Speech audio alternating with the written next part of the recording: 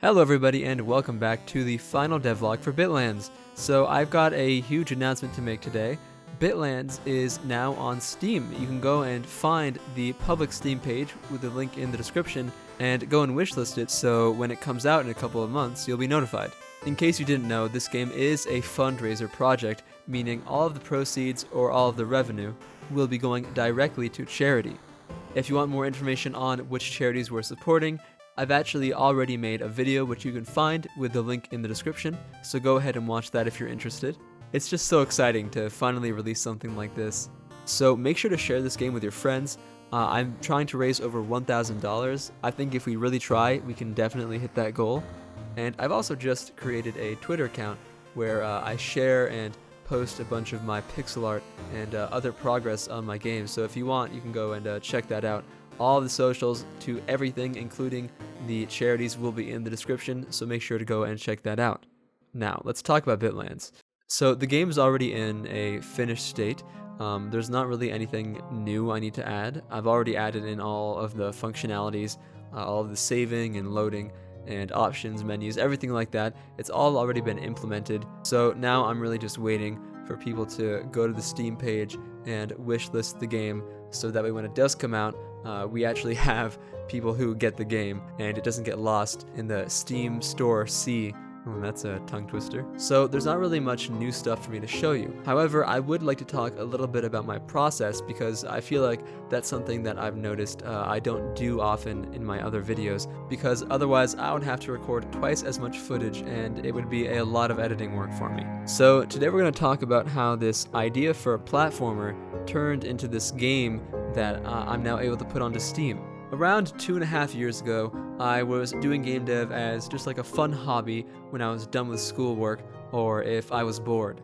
And I remember coding this project specifically because after about a year of working on it, the code base was just so terrible. It was a pain to add anything. Whenever something went wrong, I'd have to look through like 100 different objects, and the code I did have was very unoptimized, and it made the game run really slowly. So I essentially ditched it because I didn't like making it anymore, which makes sense because, you know, it was a hobby. It wasn't something that I did for like a job or whatever. And reminder, I was like 14 or 15 at this point. I had only just started high school. And then I took a really long break from making games. I just wasn't enjoying it as much as I was before, and I didn't want to get that feeling of burnout because it was something that I wanted to pursue in the future. So I took a few months off, and one day I was just sitting in my computer. I think it was at this point where I had just gotten A-Sprite, which I don't know why it took me so long to get it, but when I got A-Sprite finally, I suddenly felt the urge to start making games again. So I was like, well, I want to do it right this time. You know, I don't want to make a game that has this awful, unreadable code base that is just a nightmare to deal with and isn't any fun at all. So I actually decided to be a little bit more professional about it. I got into A-Sprite and I made a little mock-up. And here's the mock-up. This is the original one that was made a little over 2 years ago. So yeah, you can definitely see some differences comparing that one to what it looks like now. But basically everything spawned from this little piece of concept art right here. And I kid you not, within 1 week after making that screenshot, I already had a functioning prototype of the game. You see, I used to be the kind of person where if I had an idea or a good idea for a game, I would immediately, like the same day, I would just go crazy and I'd make a prototype right away. So I had the platformer physics, the ladders, the water, the camera, and even parts of the level design and background already made just 1 week after creating the idea for that project. Now, as we all know, high school is a little bit of a journey, and I was the type of person who I really wanted to try really hard.